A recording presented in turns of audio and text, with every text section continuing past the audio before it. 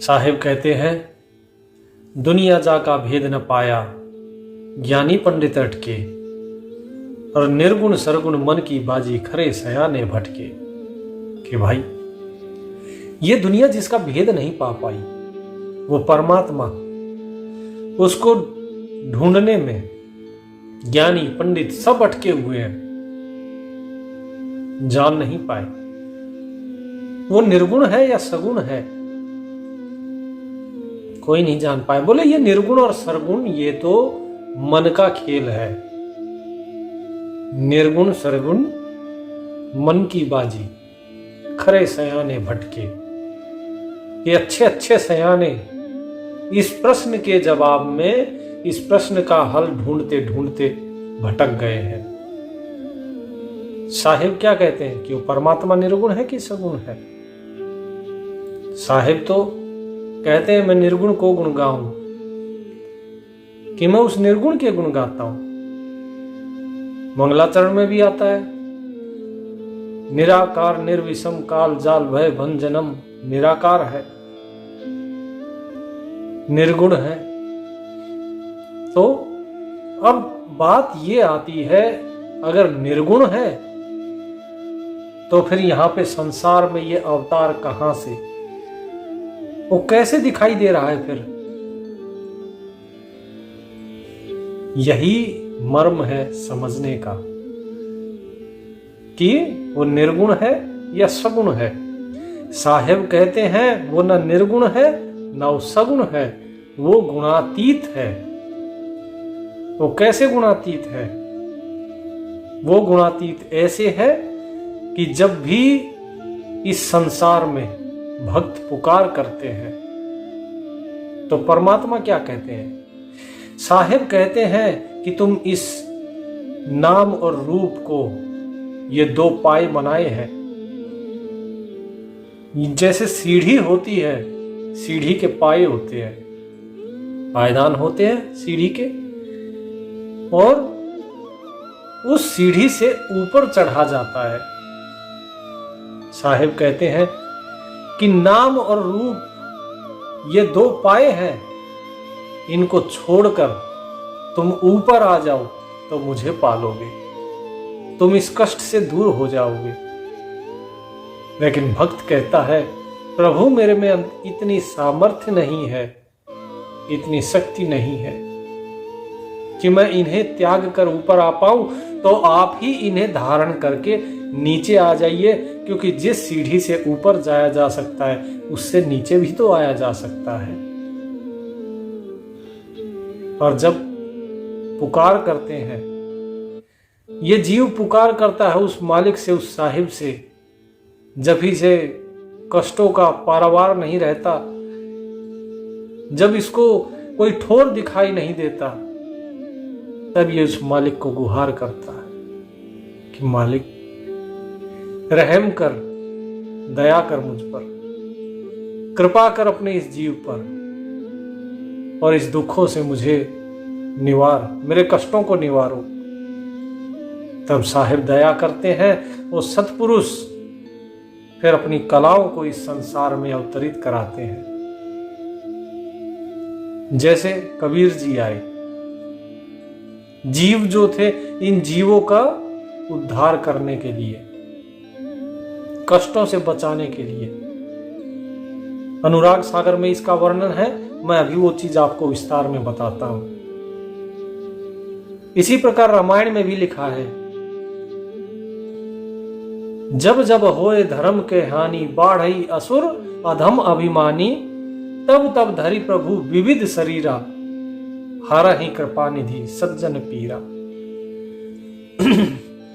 कि जब जब धर्म की हानि होती है, अधर्म बढ़ता है, पाप बढ़ता है, और जब जीव पुकार करते हैं, भक्त पुकार करते हैं, कष्ट में हो जाते हैं, उनके कष्टों को निवारण करने के लिए बोले प्रभु अनेकों रूप धरकर आते हैं, नाना प्रकार के रूप धरते हैं।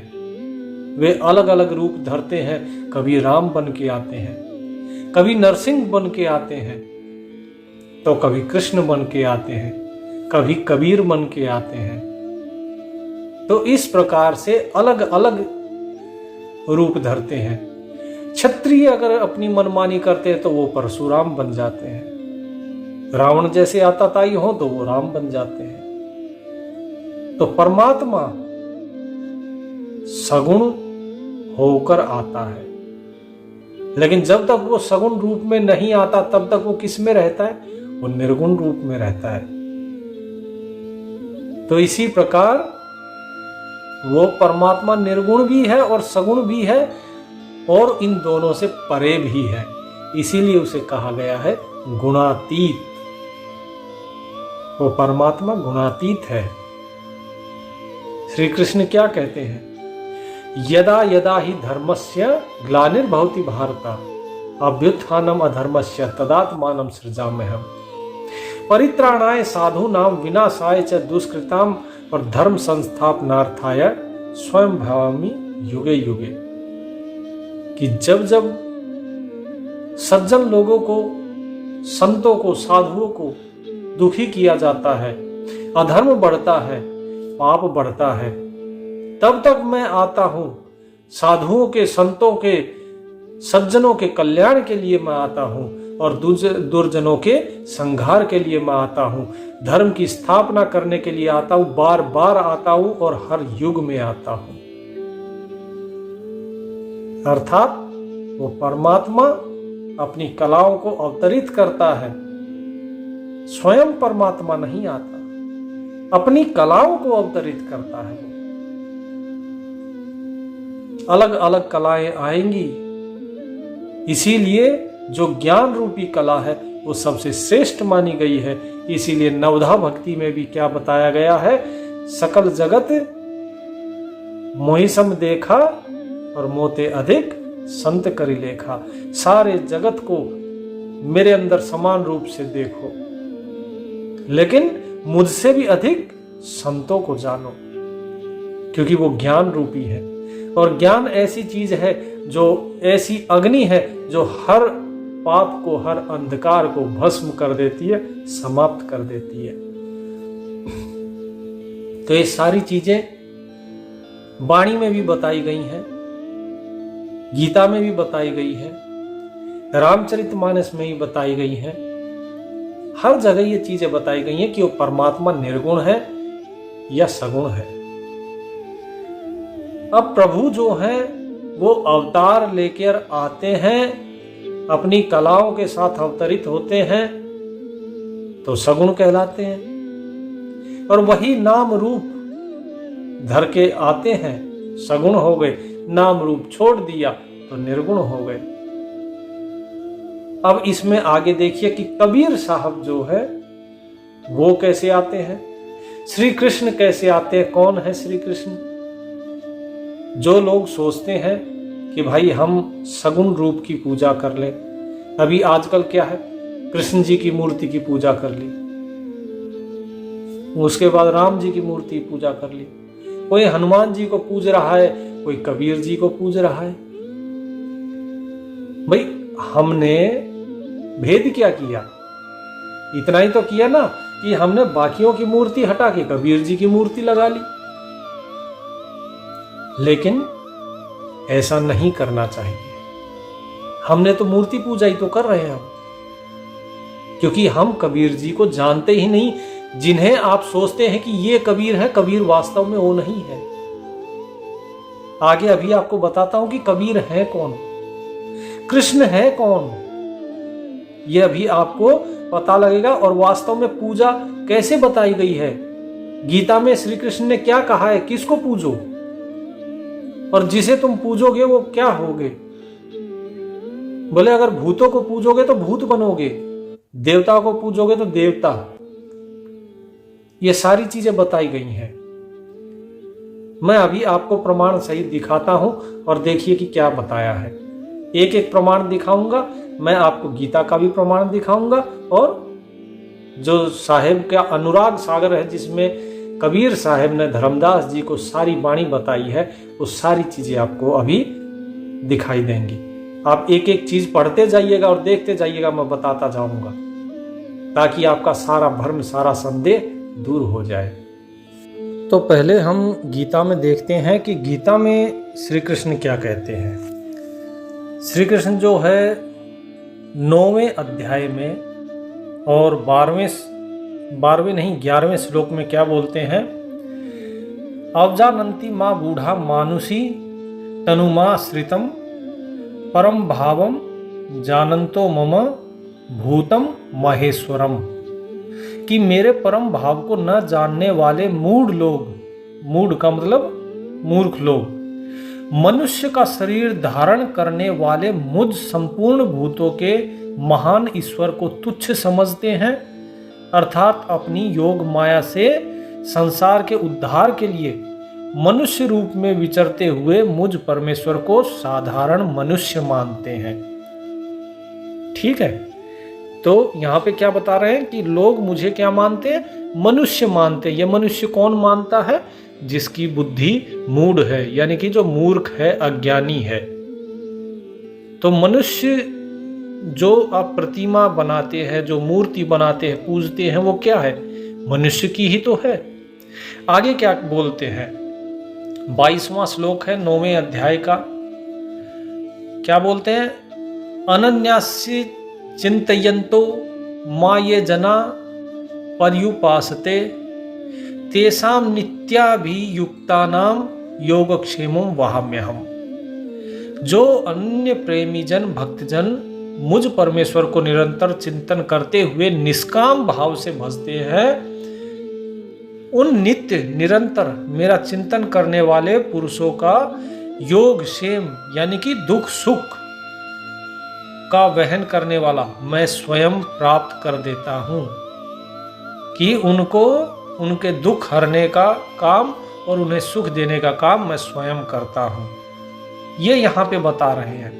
अगले श्लोक में क्या करते हैं, क्या कहते हैं, ये अपि अन्य देवता भक्ता यजन्ते श्रद्धयान्विता ते अपि मामेव कौन्तेय यजन्यात् अविधि पूर्वकम, कि जो लोग श्रद्धा से, क्या लिखा है, श्रद्धा से सकाम भक्त दूसरे देवताओं को पूजते हैं, वो भी वास्तव में मुझे ही पूज रहे हैं, लेकिन उनका ये पूजन अविधि पूर्वक है, अर्थात ये अज्ञान पूर्वक है। अज्ञान पूर्वक हुआ तो क्या हुआ कि वो फल नहीं देगा।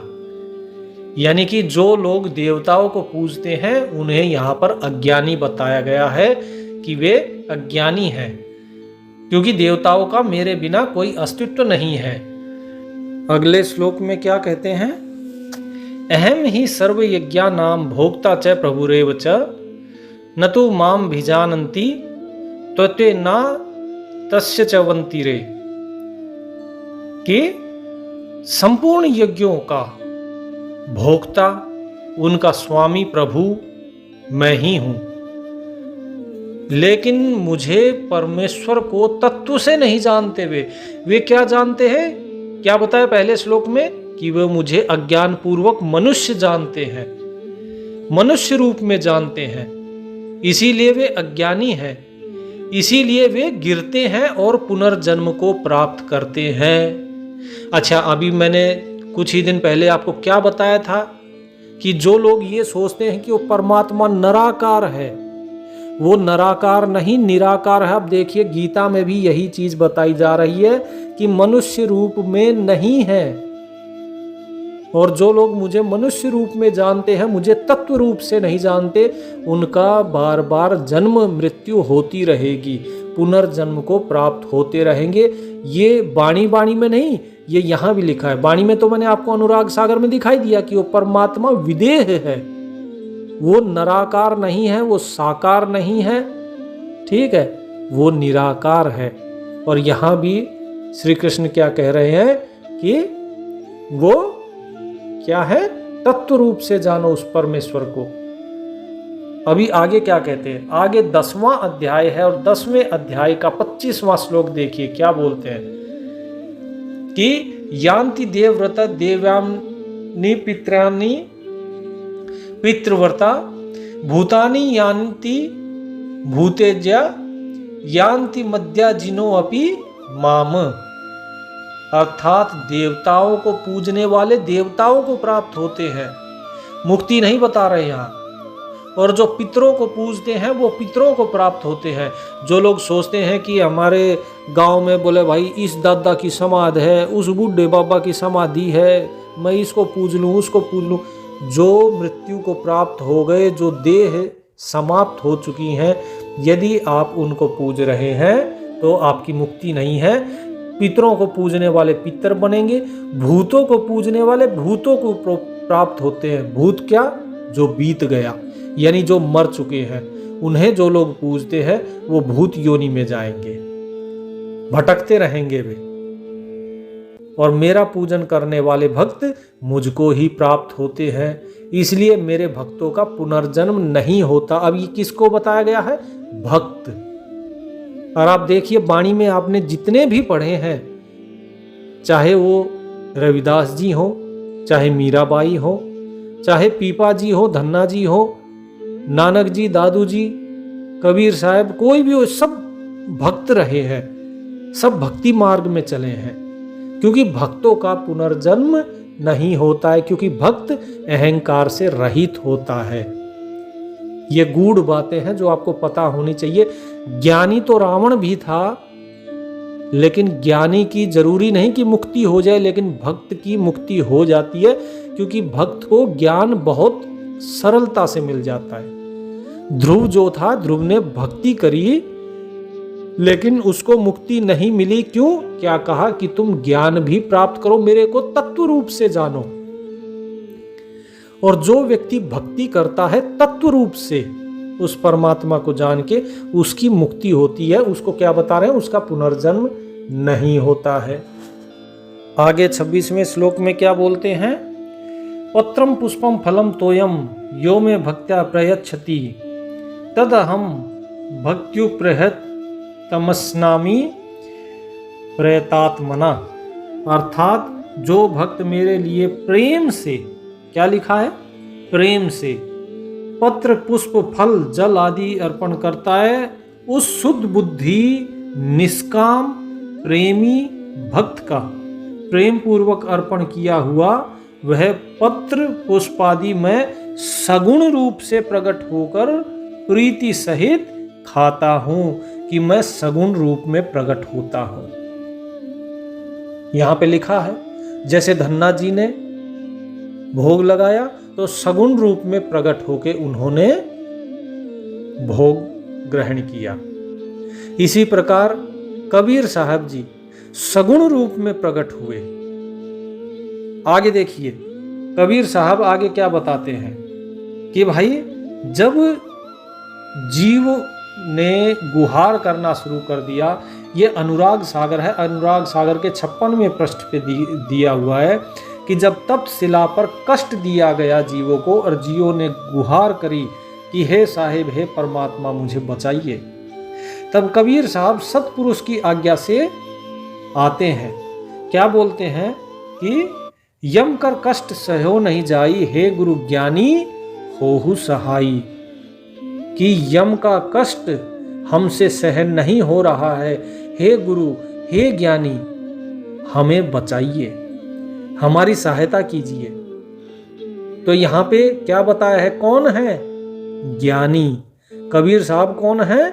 ज्ञानी। ज्ञानी कौन है? जो परमेश्वर के दूसरे पुत्र हैं। पहले पुत्र कौन थे? कूर्म। दूसरे कौन थे? ज्ञानी। ठीक है, तो यहां पे और साफ साफ लिखा है। अभी आगे देखिए कबीर साहब बोलते क्या है? जब देखी जीवन को विकल अति दया पुरुष जनाइया, दया निधि सतपुरुष साहिब तब मोहि बुलाइया। तब उस सतपुरुष साहिब ने मुझे बुलाया। कब बुलाया? जब उन्होंने देखा कि जीव बहुत ही विकल है, बहुत दयनीय हालत हो गई है उनकी, कष्ट में है। तब साहिब को उन पर दया आई और सतपुरुष साहिब ने मुझे बुलाया कि कबीर ज्ञानी तुम आओ। और क्या बताया? कहें मोहि समुझाए बहुविधि, जीव जाव चिताय हु, तुम दरस देते हो जीव शीतल, जाय तपन बुझावहु कि हे ज्ञानी तुम आओ, मैं तुम्हें समझा रहा हूं। और उन्होंने बहुत तरीके से मुझे समझाया, बहुत सी बातें उन्होंने समझाई मुझे। और क्या बोले कि जाओ जीवों को चेताओ, उन्हें ज्ञान दो, तुम्हारे दर्शन से वो शीतल हो जाएंगे। जिस तपतशिला पे उनको तपाया जा रहा है, कष्ट दिया जा रहा है, वो तपन, वो उनकी जलन, वो दुख, वो पीड़ा, वो शांत हो जाएगी, वो बुझ जाएगी। तो यहाँ कबीर साहब क्या बता रहे हैं कि भाई मैं ज्ञानी हूं, मुझे सतपुरुष साहेब की आज्ञा से मुझे यहां भेजा गया। मैं स्वयं सतपुरुष नहीं हूं। क्या बता रहे हैं कि मैं सतपुरुष नहीं हूं, मुझे तो सतपुरुष साहिब ने भेजा है उनकी आज्ञा लेकर मैं आया हूं। क्या बोलते हैं, आज्ञा लीन्हा मान पुरुष सिखापन शीस धरी, ताछन कीन पयान शीस नाय सतपुरुष कहा।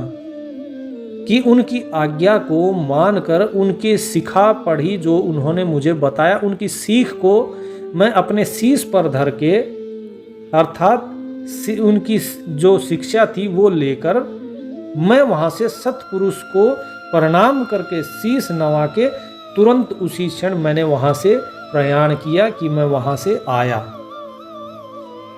तो यहां पे साहेब क्या बताते हैं कि निर्गुण है परमात्मा, लेकिन उनकी जो कला है, जो उनके पुत्र हैं ज्ञानी, वे निर्गुण से सगुण होके कबीर साहब के रूप में इस संसार में आए। यहां ये नहीं लिखा है कि वो कबीर साहब के रूप में आए, वो पहले सत सुकृत के रूप में आए, फिर मुनिंद्र के रूप में आए, फिर करुणामयी के रूप में आए, और फिर कलयुग में कबीर हुए। तो ऐसा नहीं है कि उनका नाम कबीर है और आप उनकी मूर्ति लगा के उनको पूजना शुरू कर दो। वो मूर्ति तो सिर्फ उस शरीर की है जो शरीर आपको दिखाया गया। वास्तव में कबीर साहब स्वयं साक्षात ज्ञान स्वरूप है, उस परमात्मा के ज्ञान अवतार है, उनकी ज्ञान कला। तो अभी आप समझ गए होंगे कि वो साहेब, वो सतगुरु, वे अवतार, वे सभी उस परमात्मा की कलाएं हैं जो कि सगुण निर्गुण से सगुण रूप में आती हैं, क्योंकि हम निर्गुण को देख नहीं सकते, इसीलिए वो नाम और रूप धर के इस संसार में आते हैं। साहेब क्या कहते हैं, गरीबदास महाराज अपनी वाणी में कहते हैं गुरु ग्रंथ साहिब में कि सतगुरु संत और अवतारा तीन कला एकय दरबारा। कि वो सतगुरु यानी कि जैसे कबीर साहब हो गए, संत जितने भी ये संत महात्मा हुए, जितने भी संत हैं ये, और अवतार चाहे आप फिर उसमें 9 अवतार या 24 अवतार किसी को भी गिन लीजिए, बोले ये सब अलग अलग कलाएं हैं उस परमात्मा की। 3 कला एक ही दरबारा, कि भाई है तो वो एक ही परमात्मा, उस एक ही दरबार से आते हैं ये, लेकिन तीनों अलग अलग कलाएं हैं। कोई ज्ञान की कला है, कोई योग संतान की जोगजीत है, कोई स्वयं कृष्ण जो है वो जोगजीत हैं, स्वयं कबीर जी हैं वो ज्ञान है, वे ज्ञानी हैं, स्वयं जो श्री राम है वो दीन दयाल है। ये अलग अलग कलाएं थी जो इस संसार में आई, इस संसार में लोगों को मनुष्य रूप में दर्शन दिए, उनके कष्टों का निवारण किया, उनको पापियों से बचाया, उन्हें ज्ञान दिया। और निर्गुण से सगुण रूप में इस प्रकार साहिब अपने आप को दर्शाते हैं। इसीलिए कहते हैं कि वो परमात्मा न निर्गुण है न सगुण है, वो गुणातीत है। मुझे उम्मीद है ये सारे प्रमाण देख के आप लोगों के बहुत से भ्रम दूर हो गए होंगे, बहुत सी दुविधा दूर हो गई होंगी। कृष्ण कौन है, कबीर कौन है, साक्षात प्रमाण आपके सामने है, कबीर साहिब की ही जुबानी। तो प्रभु का नाम लीजिए और भक्ति में रहिए, क्योंकि भक्त का पुनर्जन्म नहीं होता है। राम राम।